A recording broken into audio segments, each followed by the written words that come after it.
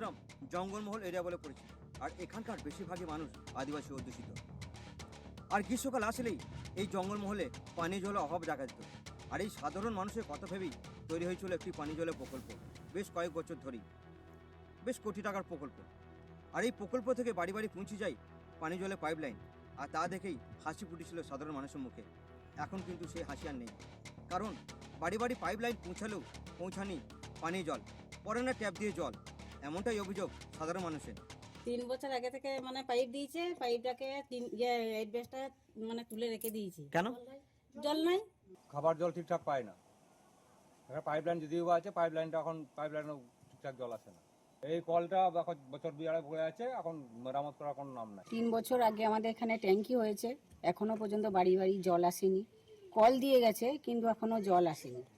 আর এই টিপ কলগুলো সরকারে দিয়েছে, এই দেখুন এই অবস্থা, কলের গোড়ায় ঘাস বেরিয়ে গেছে, জল উঠে না। এটা সরকারি কল। জলের সমস্যা আমাদের এখানে, বাড়ি বাড়ি জল আসে না। আমাদের এই রোজার সময় আর এই ধরন আমাদের জলের জন্য প্রচণ্ড অসুবিধা। পঞ্চায়েতকে বলেছি, কিছুই ব্যবস্থা হয়নি।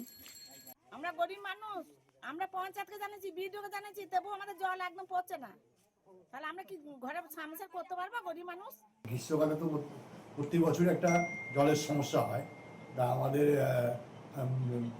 পিএইচই ডিপার্টমেন্ট খুবই সজাগ আছে, এবং ডিএম সাহেবের সঙ্গে আমাদের পিএইচি যে মিনিস্টার আছে ওরা একটা মিটিংও করেছেন। আশা করি খুব তাড়াতাড়ি এগুলো সলভ হয়ে যাবে। 3 বছর থেকে এই ধার দিয়ে কোনো জলই আসেনি, শুধু নামমাত্র পাইপ আর ওই কলকুটি লাগিয়ে দিয়ে গেছে।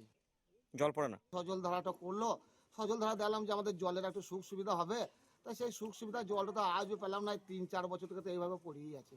আমার শহর পূর্ব বর্ধমান থেকে শেখ আব্বাস আলী, কলকাতা টিভি।